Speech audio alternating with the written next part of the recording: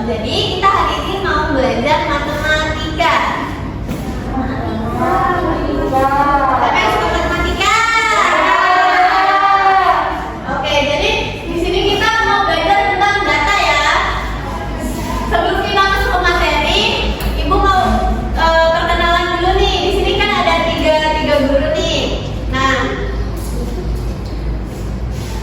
jadi ada yang pertama Ibu Kaila Izahab Marina. Aku Putri Arisna. Ibu, aku Elisa Tasyania. Nah, nanti di pembelajaran hari ini ada beberapa materi yang masing-masing akan disampaikan oleh Ibu Putri dan Ibu Nisa. Seperti itu.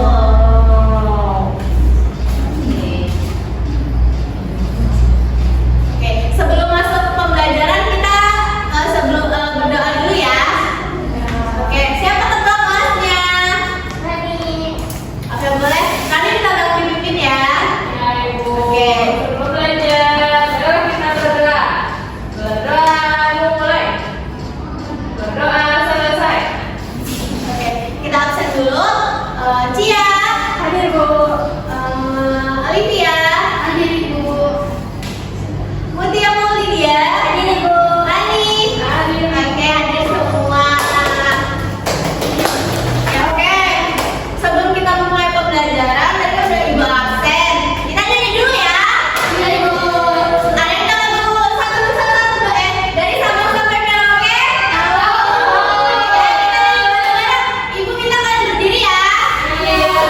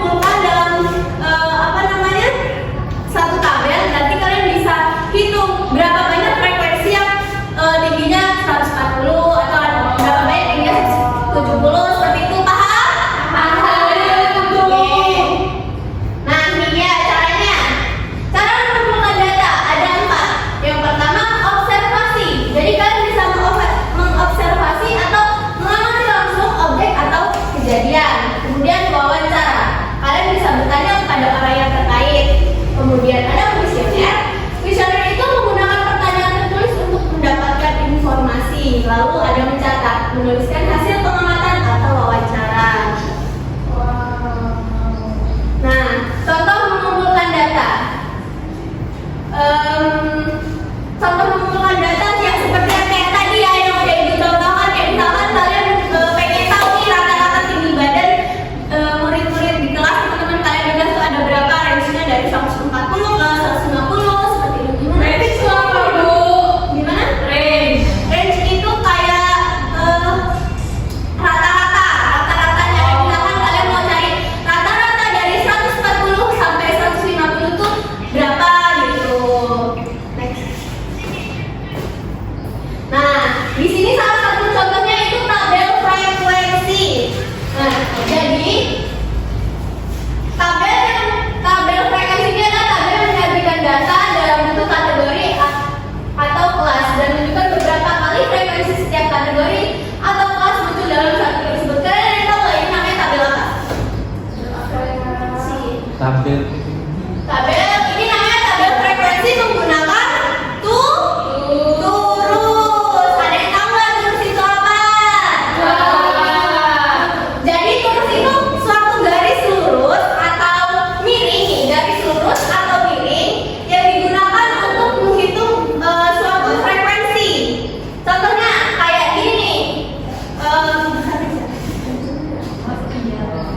Nah, nih contohnya nih. Misalkan contoh di sini ada contoh data.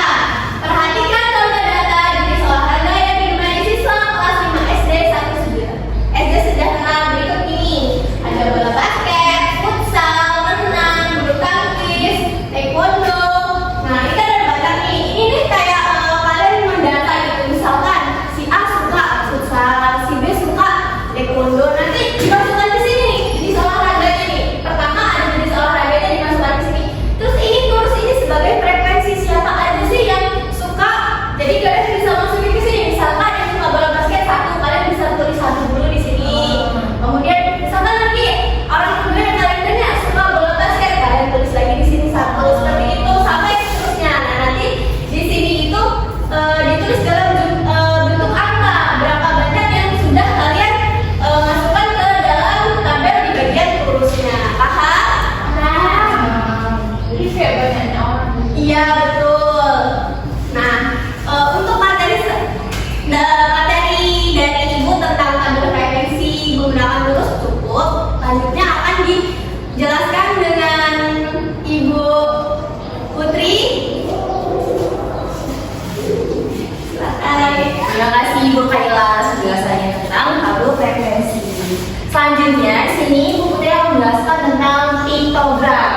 Ada yang tahu nggak piktogram itu apa? Tahu, Bu. Nah, piktogram ini adalah salah satu cara untuk kita mengukur banyaknya data. Nah, jadi piktogram adalah gambar atau simbol yang digunakan untuk mewakili data. Setiap gambar biasanya mewakili sejumlah item tertentu. Next. Nah, contohnya ini contoh dari piktogram. Misalnya untuk menunjukkan jumlah siswa yang menyukai berbagai buah, kita bisa menggunakan gambar buah sebagai contohnya. Jadi nih, ini buah apa? Apel. Jadi satu gambar ini bisa mewakili jumlah siswa. Nah, kalau ini kan gambar bisa. Jadi dengan gambar ini kita bisa mewakili dari masing-masing yang siswa yang menyukai bisa. Gitu. Jadi sebuah piktogram itu adalah sebuah gambar untuk mewakili beberapa item. Paham?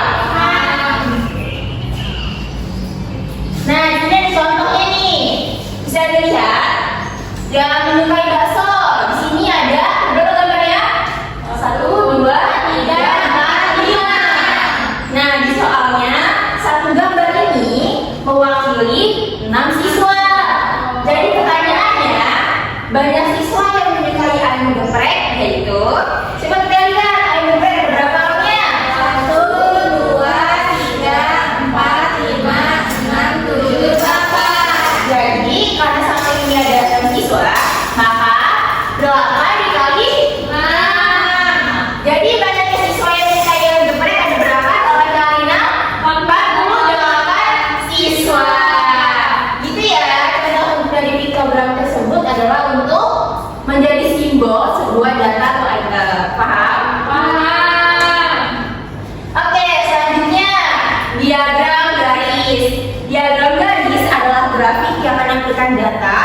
menggunakan garis lurus yang menghubungkan titik-titik data.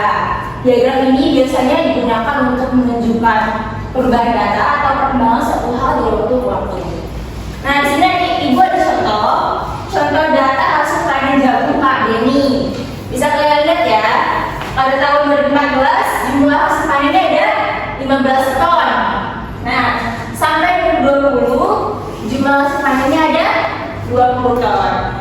Jika kita ingin membuat diagram garis dari data yang ada di sini, dari hasil panen jagung Pak Denny, kita bisa menuliskan terlebih dahulu. Yang pertama ada garis vertikal, yaitu yang ke atas, lalu ada garis horizontal yang ke samping. Ini yang vertikal kita isi dengan hasil panen. Lalu yang dengan garis horizontal ini diisi dengan tahun-tahunnya. Coba kita lihat tahun 2014 ini ada 15 ton. Jadi titik-titiknya ini sampai 15 ini ya. Oh, di sampingnya bisa Ya, tuh sampai ke 2020 nih. Titik-titiknya kan 45 ton. Jika sudah terisi dengan titik-titik, maka nanti hasilnya kalian gariskan seperti ini. Tuh, ini disebut dengan diagram garis. Oke, sudah paham ya kalau kita belum tadi dengan gambar. Kalau diagram garis ini untuk menunjukkan perubahan data atau perkembangan suatu hal dari waktu ke waktu. Jadi kayak misalkan statistik gitu. Ya, juga bisa digunakan dengan diagram garis. Dan juga dengan curah hujan tuh, misalkan hari ini hujan, terus hari besoknya nggak hujan, kan itu nanti bisa kita hitung dengan gambar diagram garis. Paham? Oke. Sekian yang dapat disampaikan Ibu. Materi selanjutnya akan disampaikan oleh Ibu Lisa. Silakan Ibu Lisa. Oke, terima kasih Putri. Di sini Ibu akan menjelaskan diagram batang. Ada yang tahu nggak diagram batang itu seperti apa? Kayak batang. Batang. Oke. Diagram batang adalah grafik yang menggunakan batang untuk menunjukkan jumlah atau frekuensi data.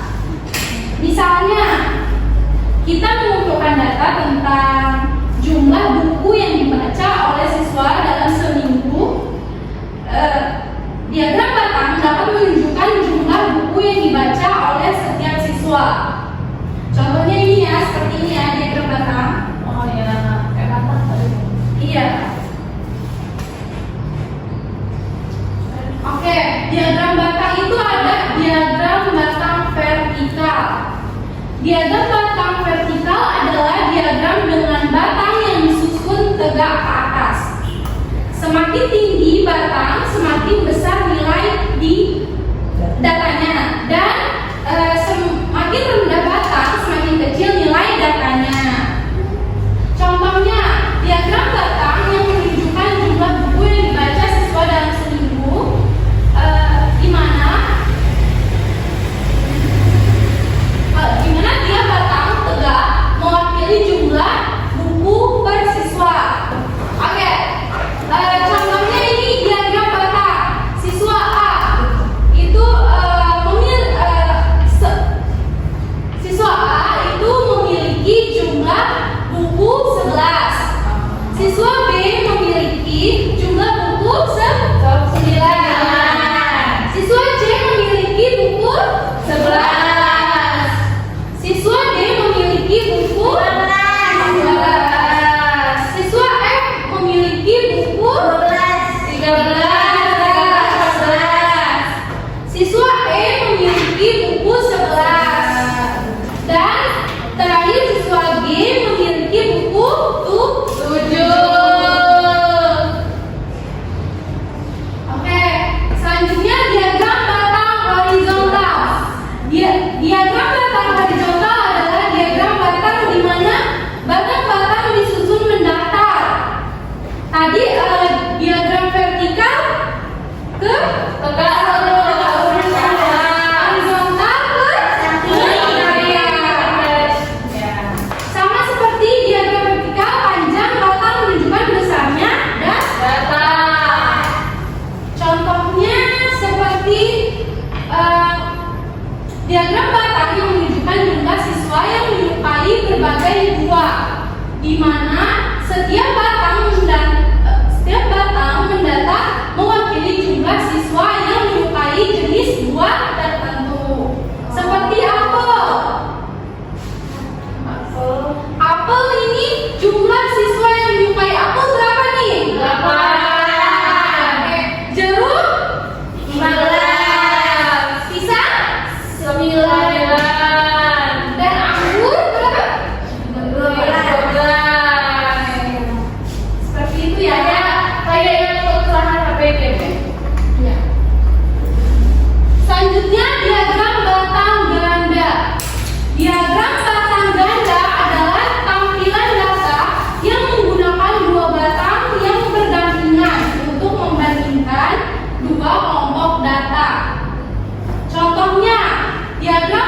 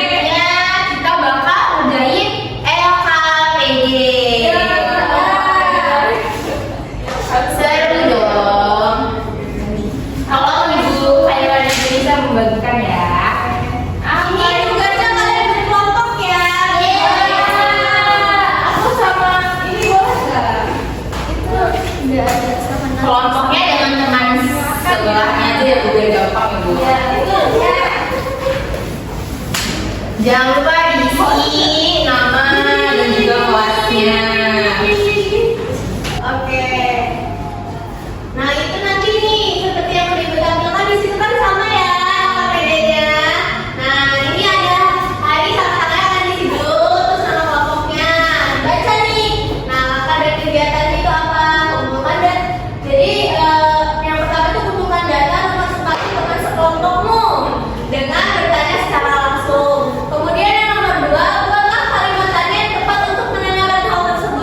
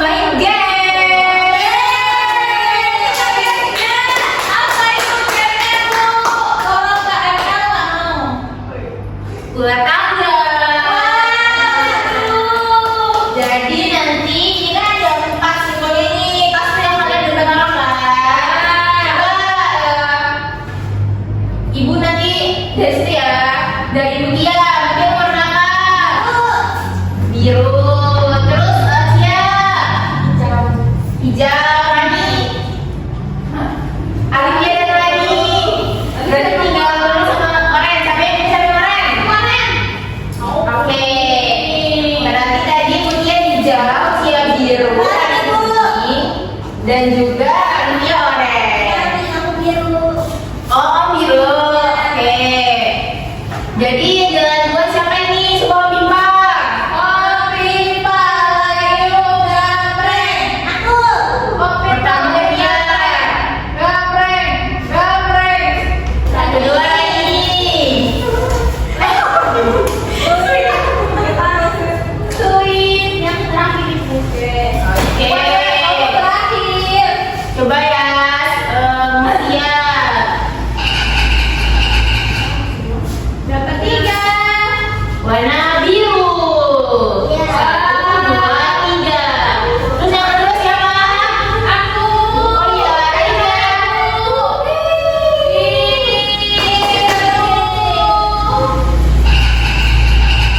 Siapa yang kedua tadi? Aku. Rani punya. Ya. Wah, ada soal nih Rani, harus kamu jawab. Ya. Tuh. 3 orang suka mangga, 2 orang suka apel, 4 orang suka jeruk, 1 orang suka pisang. Pertanyaannya adalah apa yang paling disukai? Yo, frekuensi paling banyak keluar. Kakak, bola apa? Ibu, karena ada 4 orang. Betul nggak ya teman-teman? Yeay, jawabannya.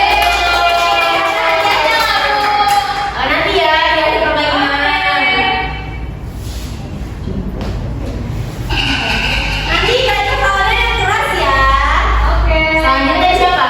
Paling jauh. Cia. Wah, Cia 3 juga. Nice. Ih, kalian tinggalin aku. Aku masuk Ya, Ada pertanyaan. apa itu? Bayar itu adalah data berat badan mahasiswa. Rani 35 kilo, Doni 40 kilo, sisa 38 kilo, Aldi 36 kilo, Nisa 42 kilo. Pertanyaan, siapa yang memiliki berat badan paling ringan? Yang paling ringan itu Rani, Bu. Ya, lanjut pertanyaan yang B. Siapa yang memiliki berat badan paling berat? Nisa, Bu, 42 kilo. Oke.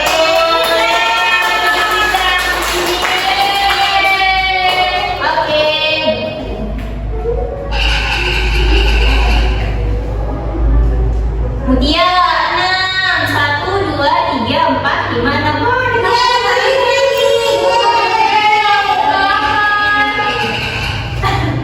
siapa tadi? Rani 1, 2. Iya, 4. 1, 2, 3, 4. Iya. Turun juga nggak sini? Turun. Tapi ada pertanyaan di sini. Siap, jawab dulu. Jika satu gambar mewakili 2 buah dan ada 5 gambar apel, berapa jumlah apel sebenarnya? Kenapa 10? Betul, karena dari masing-masing apel, dari satu apel mewakili 2 buah. Oke, jawaban Cia betul. Tangan Cia. Selamat. Oke, cukup ya bermainnya.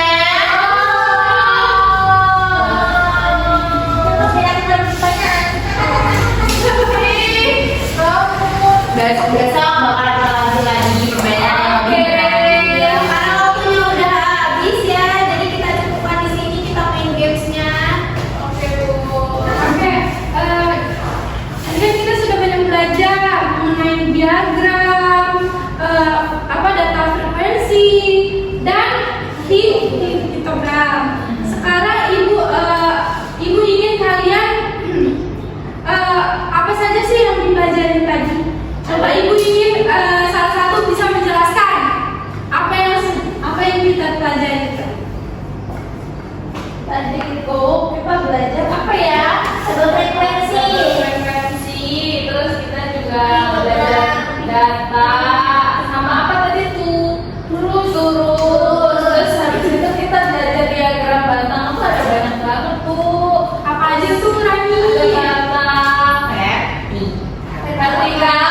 Kuadrat. Ada. Ya. Dah. Oke, jadi dapat disimpulkan data